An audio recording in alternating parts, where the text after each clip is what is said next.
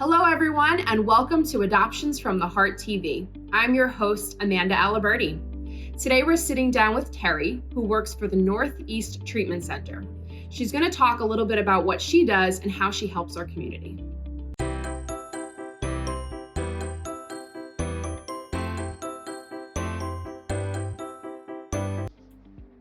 Thank you so much, Terri, for joining us today. Thanks for having me. Can you start by talking a little bit about the role that you play and the organization you work for? So I'm the Mobile Unit Clinical Supervisor. I run a team with myself, who is a master level counselor, a nurse, and 2 peers. We go out into the community where people are disconnected from treatment options, healthcare, things like that. Typically, these people are homeless and don't have a way to engage in treatment.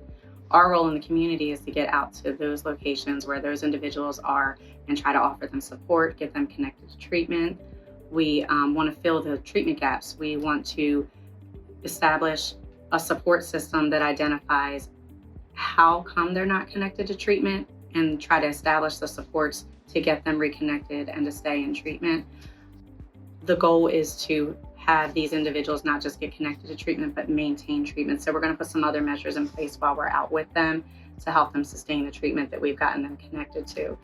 We're out there doing interventions. We want to reduce the overdose rates, reduce the individuals that end up in the emergency rooms because of opiate-related issues. We want to save lives and just really get these people connected back to the community where they have the support that they need to recover.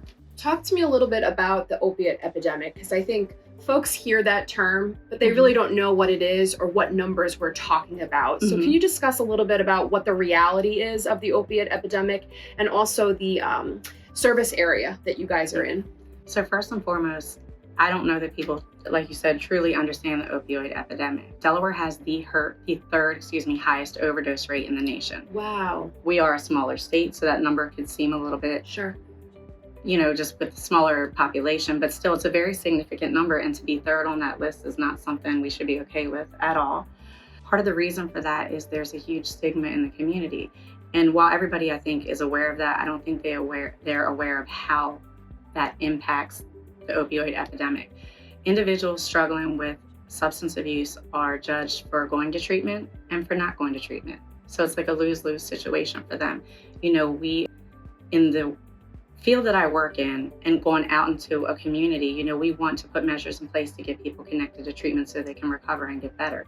The community is not always accepting of that. They don't want us at certain locations. We can't rent offices certain places because they don't want those kind of people there. But also what it's doing, it's deterring people from having treatment options be available to them and be in locations that they can access.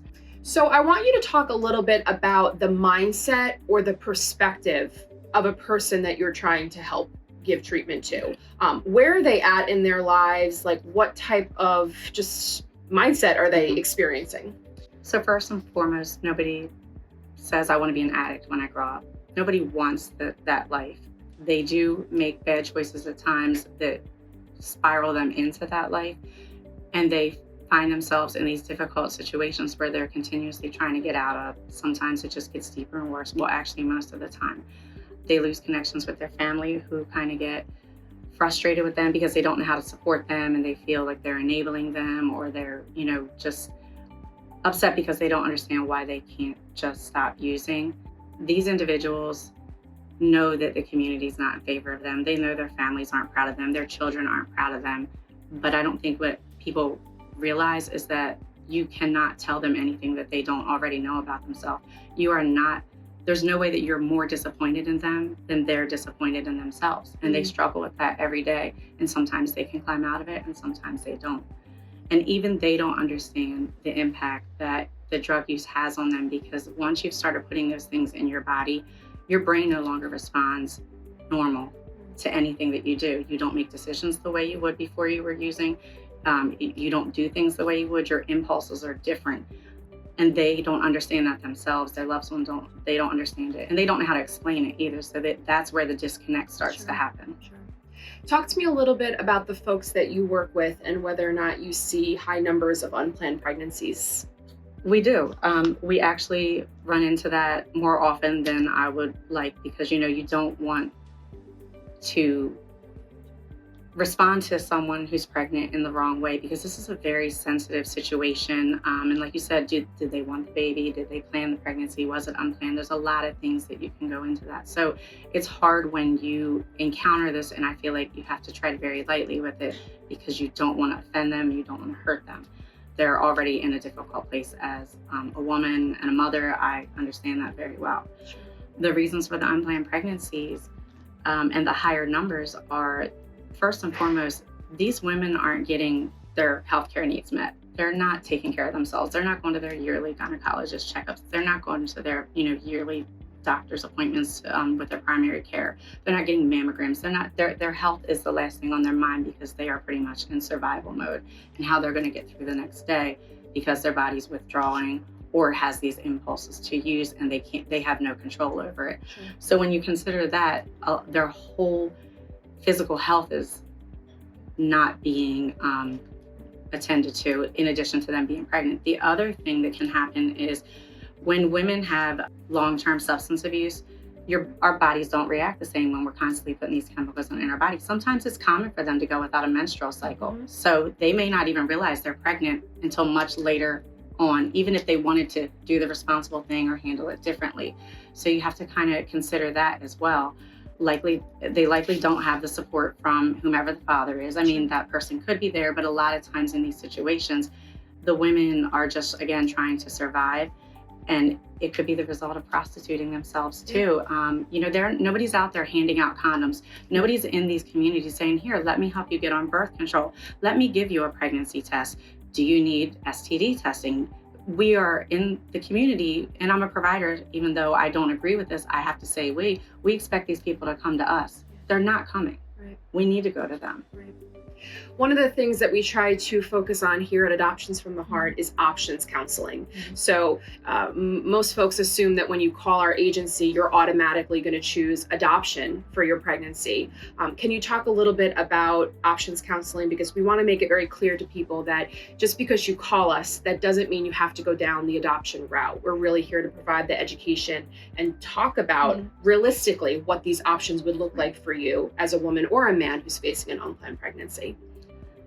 I can say this. I met with one of your counselors a month or so ago, and I didn't know a whole lot about adoption, because when I had my children, adoption wasn't one of the options that I was considering at the time. So I haven't really explored a lot of it. When I met with her, it's when it really opened my eyes.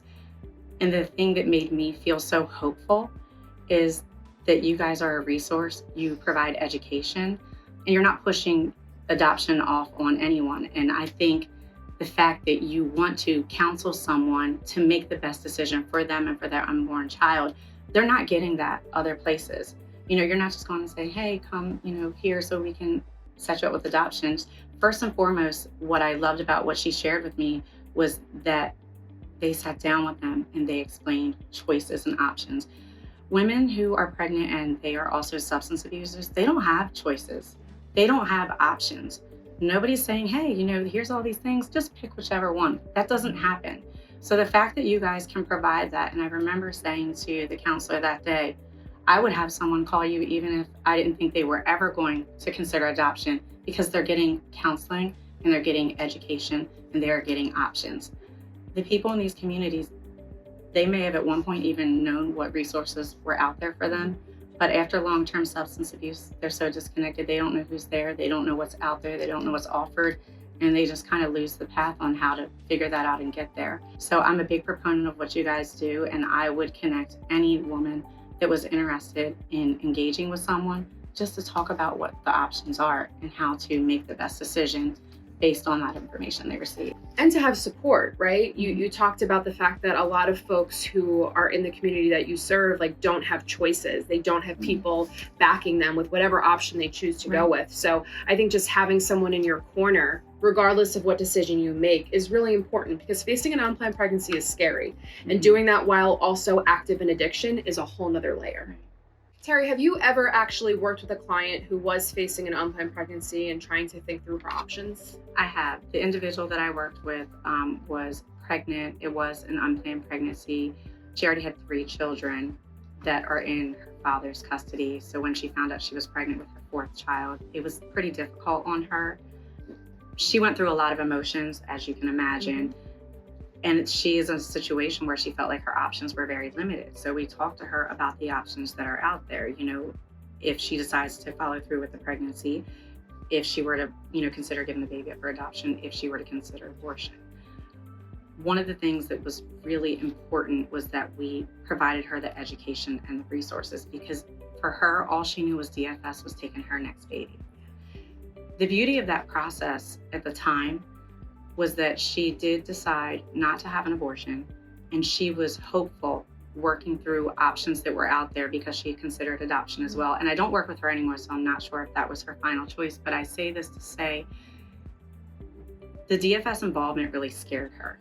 And with a case management team behind her, or someone to provide the education and resources, she became open to these other options.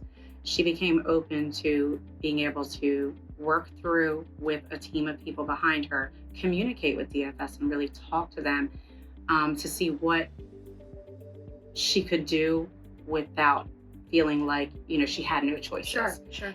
And I think that that's just a huge thing to point out, because if she didn't have us available to talk to, I don't think she would have even considered any of those. Yeah. And she may have just gotten her baby taken away, well, which is not what she wanted, but I don't know that she would have known to do anything to advocate for herself.